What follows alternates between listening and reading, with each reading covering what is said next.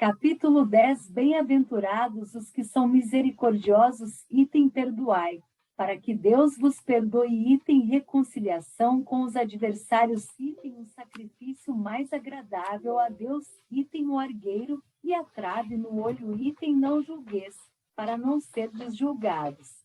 Atire a primeira pedra aquele que estiver sem pecado, item instruções dos Espíritos. Perdão das ofensas, a indulgência é permitido repreender os outros, notar as imperfeições de outrem, divulgar o mal de outrem, perdoai, para que Deus vos perdoe um. Bem-aventurados os que são misericordiosos, porque obterão misericórdia. Mateus 5h07.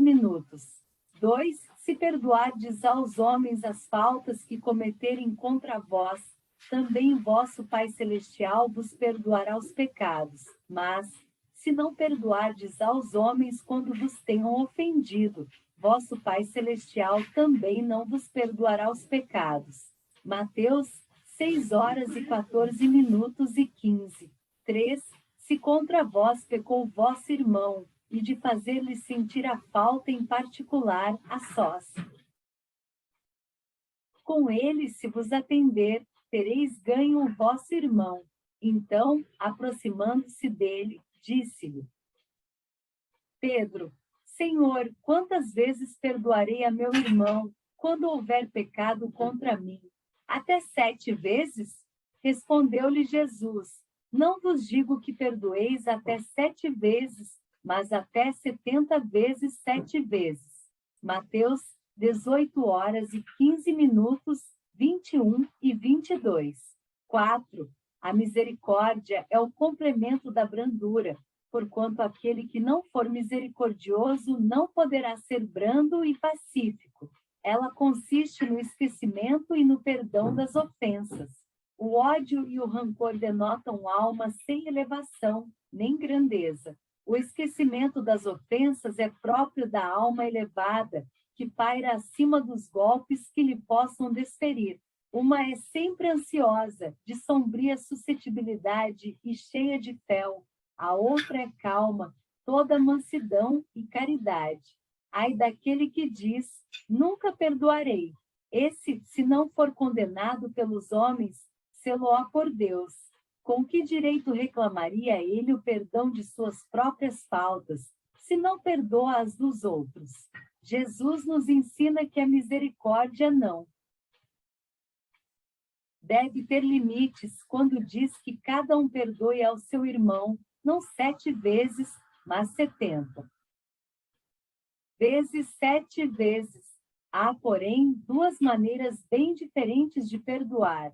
Uma, grande, nobre, verdadeiramente generosa, sem pensamento oculto, que evita, com delicadeza, ferir o amor próprio e a suscetibilidade do adversário, ainda quando este último nenhuma justificativa possa ter. A segunda é a em que o ofendido, ou aquele que tal se julga, impõe ao outro condições humilhantes e lhe faz sentir o peso de um perdão que irrita, em vez de acalmar, se estende a mão ao ofensor, não o faz com benevolência, mas com ostentação, a fim de poder dizer a toda a gente: vede como sou generoso. Nessas circunstâncias, é impossível uma reconciliação sincera de parte a parte. Não há aí generosidade. Há apenas uma forma de satisfazer ao orgulho. Em toda contenda, aquele que se mostra mais conciliador, que demonstra mais desinteresse, caridade e verdadeira grandeza da alma granjeará sempre a simpatia das pessoas imparciais. Reconciliação com os adversários 5. Reconciliai-vos o mais depressa possível com o vosso adversário, enquanto estáis com ele. Há caminho para que ele não vos entregue ao juiz, o juiz não vos entregue ao ministro da Justiça e não sejais metido em prisão. Digo-vos em verdade que daí não saireis enquanto não houverdes pago o último ceitil. Mateus 5h25:26. 6. Na prática do perdão, como, em geral, na do bem, não há somente um efeito moral, há também um efeito material. A morte, como sabemos, não nos livra dos nossos inimigos. Os espíritos vingativos perseguem, muitas vezes, com seu ódio, no além-túmulo, aqueles contra os quais guardam rancor, donde decorre a falsidade do provérbio que diz: morto o animal, morto o veneno, quando? Aplicado ao homem, o espírito mal espera que o outro, a quem ele quer mal, esteja preso ao seu corpo, e assim, menos livre para mais facilmente o atormentar, ferir nos seus interesses, ou nas suas mais caras afeições. Nesse fato reside a causa da maioria dos casos de obsessão, sobretudo dos que apresentam certa gravidade, quais os de subjugação e possessão. O obsidiado e o possesso são, pois, quase sempre vítimas de uma vingança, cujo motivo se encontra em existência anterior, e a qual o que a sofre deu lugar pelo seu proceder. Deus o permite para os punir do mal que a seu turno praticaram, ou, se tal não ocorreu, por haverem faltado com a indulgência e a caridade, não perdoando. Importa, conseguintemente, do ponto de vista da tranquilidade futura, que cada um repare, quanto antes, os agravos que haja causado ao seu próximo, que perdoe aos seus inimigos, a fim de que, antes que a morte lhe chegue, esteja apagado qualquer motivo de dissensão. Toda causa fundada de ulterior animosidade, por essa forma de um inimigo encarniçado. Neste mundo se pode fazer um amigo no outro, pelo menos, o que assim procede põe de seu lado o bom direito e Deus não consente que aquele que perdoou sofra qualquer vingança. Quando Jesus recomenda que nos reconciliemos o mais cedo possível com o nosso adversário, não é somente objetivando apaziguar as discórdias no curso da nossa atual existência, principalmente, para que elas se não perpetuem nas existências futuras. Não saireis de lá da prisão, enquanto não houverdes pago até o último centavo, isto é, enquanto não houverdes satisfeito completamente a justiça de Deus. O sacrifício mais agradável a Deus cede. Se, portanto, quando fordes depor vossa oferenda no altar, vos lembrardes de que o vosso irmão tem qualquer coisa contra vós, deixai a vossa dádiva junto ao altar e ide, antes reconciliar-vos com o vosso irmão, e depois, então, voltai a oferecê-la. Mateus 5h23:24. 8, quando diz: e de reconciliar-vos com o vosso irmão.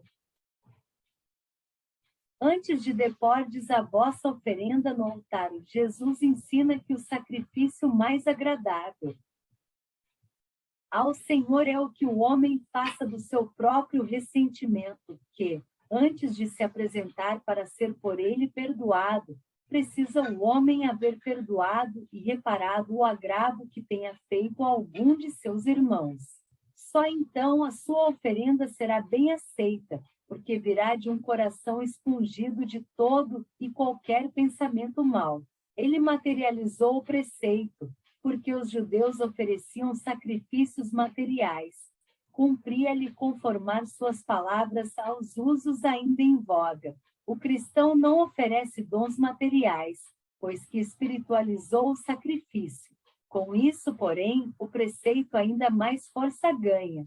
Ele oferece sua alma a Deus e essa alma tem de ser purificada. Entrando no templo do Senhor, deve ele deixar fora todo sentimento de ódio e de animosidade, todo mau pensamento contra seu irmão. Só então os anjos levarão sua prece aos pés do Eterno. Eis aí o que ensina Jesus por estas palavras: deixai a vossa oferenda junto do altar e ide primeiro.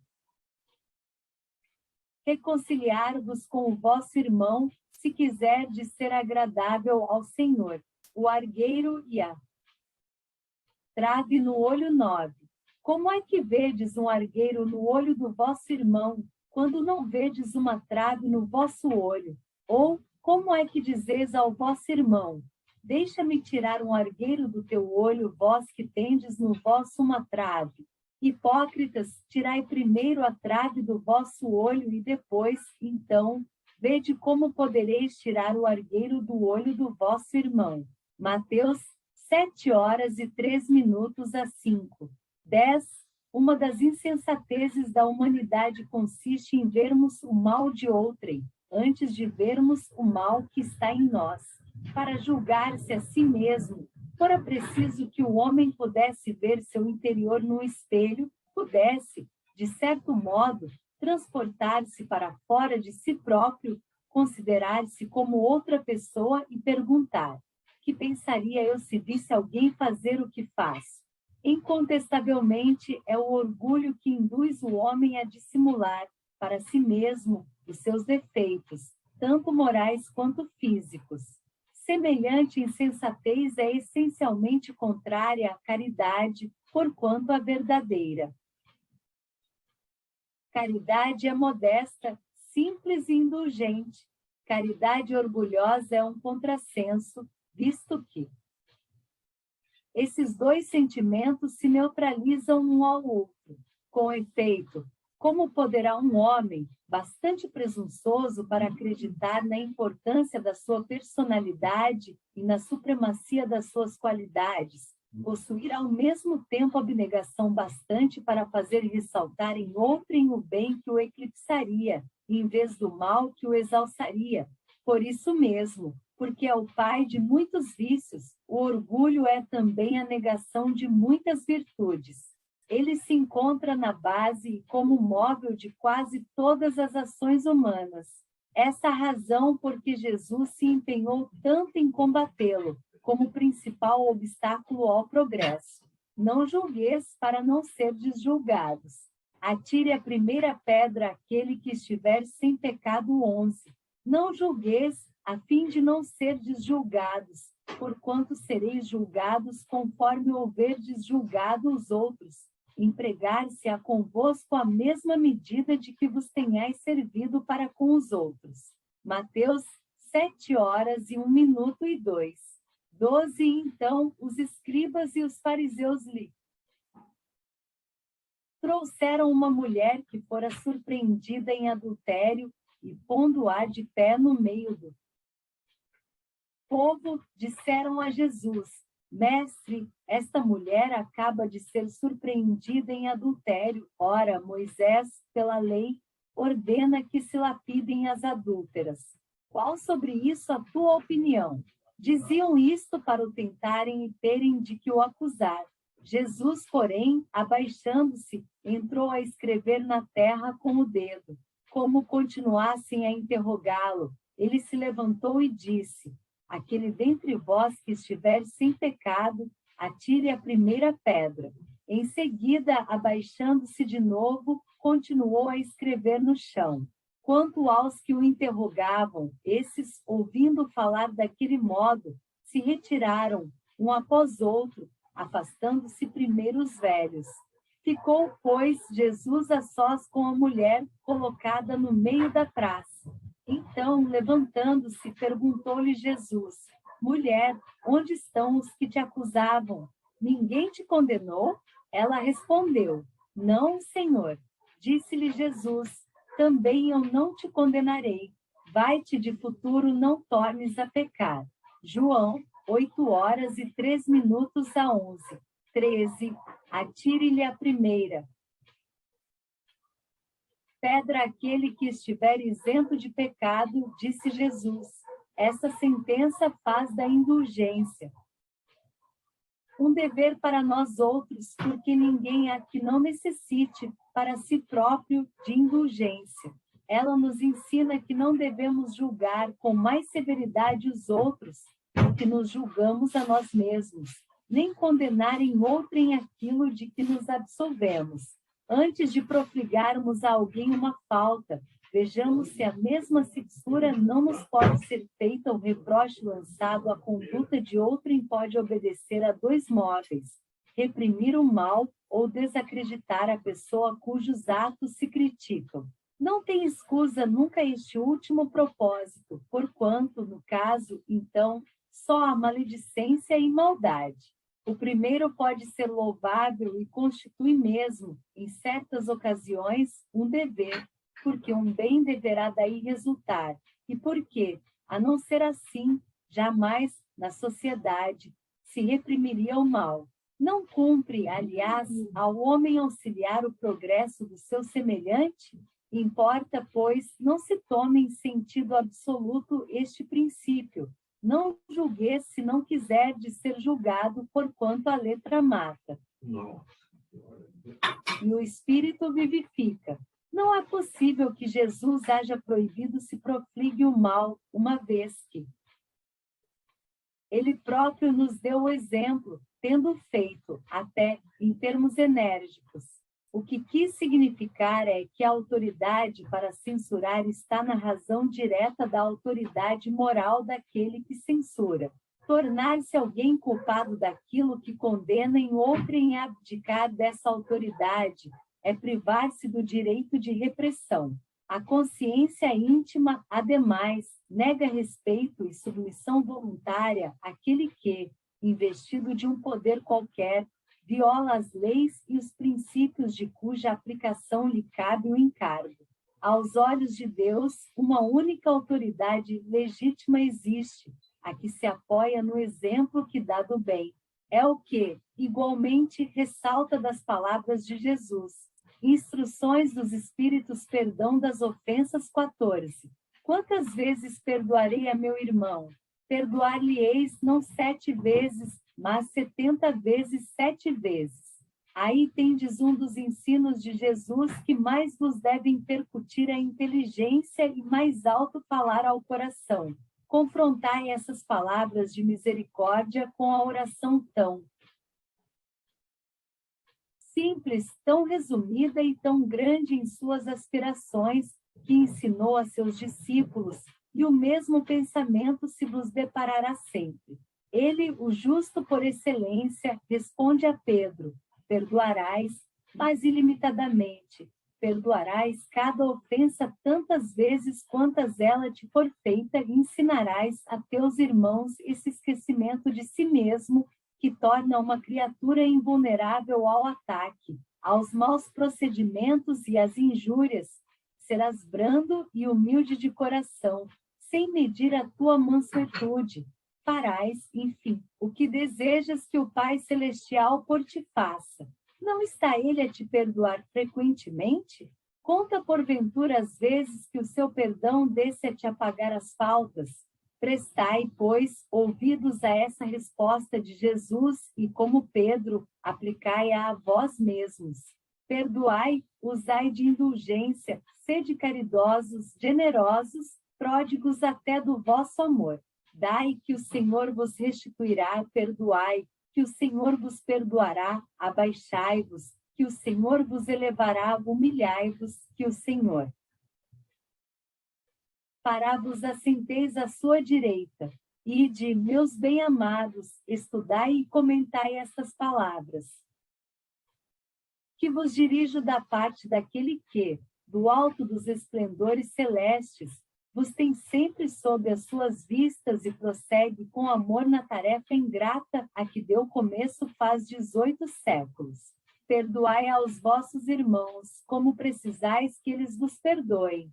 Se seus atos pessoalmente vos prejudicaram, mais um motivo aí tendes para serdes indulgentes, porquanto o mérito do perdão é proporcionado à gravidade do mal. Nenhum merecimento teríeis em relevar os agrados dos vossos irmãos, desde que não passassem de simples arranhões.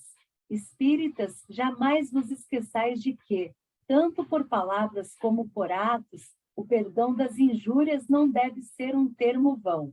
Pois que vos dizeis espíritas, sédio, olvidai o mal que vos hajam feito e não penseis senão numa coisa, no bem que podeis fazer.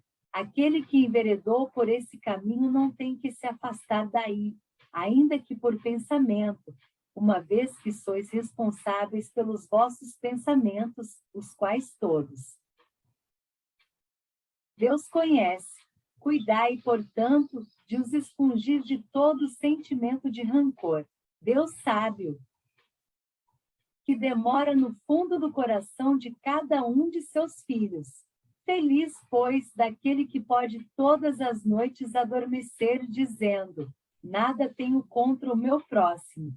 Simeão, Bordeaux, 1862.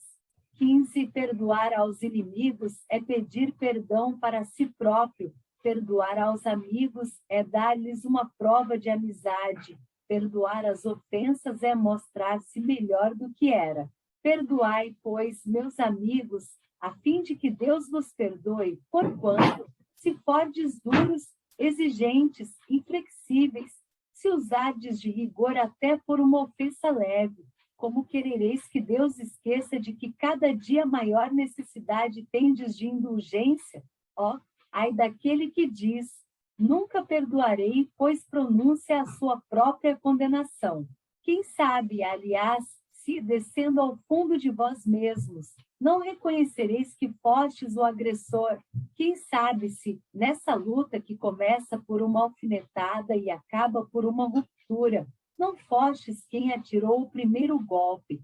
Se vos não escapou alguma palavra injuriosa, se não procedestes com toda moderação necessária?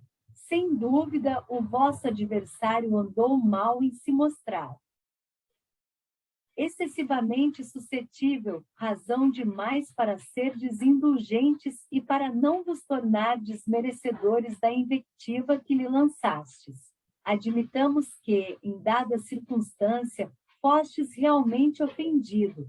Quem dirá que não envenenastes as coisas por meio de represálias e que não fizestes degenerar-se em querela grave o que houvera podido cair facilmente no ouvido?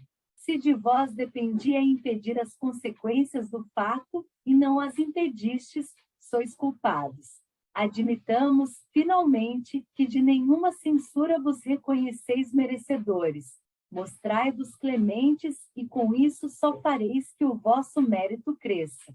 Há, porém, duas maneiras bem diferentes de perdoar. Há o perdão dos lábios e o perdão do coração. Muitas pessoas dizem, com referência ao seu adversário: eu lhe perdoo, mas, interiormente, alegram-se com o mal que lhe advém, comentando que ele tem o que merece. Quantos não dizem, perdoo, e acrescentam, mas não me reconciliarei. Nunca, não quero tornar a vê-lo em toda a minha vida. Será esse o perdão segundo o Evangelho? Não, o perdão verdadeiro, o perdão cristão é aquele que lança um véu sobre o passado. Esse o único que vos será levado em conta, visto que Deus não se satisfaz com as aparências. Ele sonda o recesso do coração e os mais secretos pensamentos. Ninguém se lhe impõe por meio de vãs palavras e de simulacros. O esquecimento completo e absoluto das ofensas é peculiar às grandes almas.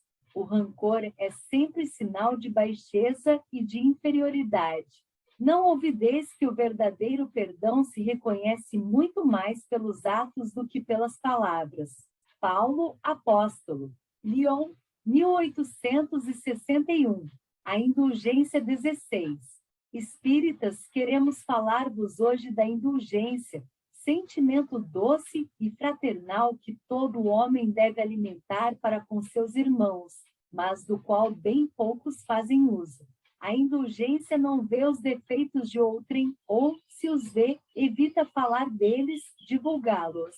Ao contrário, oculta-os a fim de que se não tornem conhecidos senão dela unicamente, e se a malevolência os descobre, tem sempre pronta uma escusa para eles, escusa plausível, séria, não das que, com aparência de atenuar a falta, mas a evidenciam com pérfida intenção. A indulgência jamais se ocupa com os maus atos de outrem, a menos que seja para prestar um serviço, mas, mesmo neste caso, tem o cuidado de os atenuar tanto quanto possível. Não faz observações chocantes, não tem nos lábios censuras, apenas conselhos e as mais das vezes velados. Quando criticais, que consequência se há de tirar das vossas palavras? A de que não tereis feito o que reprovais, visto que estáis a censurar o que valeis mais do que o culpado. Ó homens, quando será que julgareis os vossos próprios corações, os vossos próprios pensamentos, os vossos próprios atos, sem vos ocupardes com o que fazem vossos irmãos? Quando só tereis olhares severos sobre vós mesmos? Sede, pois, severos para convosco, indulgentes para com os outros. Lembrai-vos daquele que julga em última instância, que vê os pensamentos íntimos de cada coração e que, por conseguinte, desculpa muitas vezes as faltas que censurais ou condena o que relevais, porque conhece o móvel de todos os atos. Lembrai-vos de que vós, que clamais em altas vozes, anátema, tereis, quiçá, cometido faltas mais graves. Sede indulgentes, meus amigos, porquanto a indulgência atrai, acalma, ergue, ao passo que o rigor desanima, afasta e irrita. José, Espírito Protetor. Bordeaux, 1863. 17. Sede indulgentes com as faltas alheias, quaisquer que elas sejam. Não julgueis com severidade, senão as vossas próprias ações, e o Senhor usará de indulgência para convosco, como de indulgência houverdes usado para com os outros. Sustentai os fortes, animai-os à perseverança. Fortalecei os fracos, mostrando-lhes a bondade de Deus, que leva em conta o menor arrependimento. Mostrai a todos o anjo da penitência, estendendo suas brancas asas sobre as faltas dos humanos e velando-as assim aos olhares daquele que não pode tolerar o que é impuro. Compreendei todos a misericórdia infinita de vosso Pai e não esqueçais nunca de lhe dizer pelos pensamentos, mas, sobretudo, pelos atos. Perdoai as nossas ofensas, como perdoamos aos que nos hão ofendido. Compreendei bem o valor destas sublimes palavras, nas quais não somente a letra é admirável, mas principalmente o ensino que ela veste. Que é o que pedis ao Senhor quando implorais para vós o seu perdão? Será unicamente o ouvido das vossas ofensas? Ouvido que vos deixaria no nada, porquanto, se Deus se limitasse a esquecer as vossas faltas, ele não puniria, é exato, mas tampouco recompensaria. A recompensa não pode constituir prêmio do bem que não foi feito, nem, ainda menos, do mal que se haja praticado, embora esse mal fosse esquecido. Pedindo-lhe que perdoe os vossos desvios, o que lhe pedis é o favor de suas graças, para não reincidirdes neles. É a força de que necessitais para enveredar por outras sendas, as da submissão e do amor, nas quais podereis juntar ao arrependimento a reparação, quando perdoardes aos vossos. Irmãos, não vos contenteis com estender o véu do esquecimento sobre suas faltas, porquanto, as mais das vezes, muito transparente é esse véu para os olhares vossos. Levai-lhes simultaneamente com o perdão, o amor e fazei por eles o que pediríeis fizesse o vosso Pai Celestial por vós. Substituí a cólera que conspurca pelo amor que purifica. Pregai, exemplificando essa caridade ativa, infatigável, que Jesus vos ensinou. Pregai-a, como ele o fez durante todo o tempo em que esteve na terra, visível aos olhos corporais, e como ainda a prega incessantemente, desde que se tornou visível tão somente aos olhos do Espírito. Segui esse modelo divino, caminhai em suas pegadas. Elas vos conduzirão ao refúgio, onde encontrareis o repouso após a luta. Como ele, carregai todos vós as vossas cruzes e subi penosamente, mas com coragem, o vosso calvário, em cujo cimo está a glorificação. João bispo de Bordeaux, 1862, 18.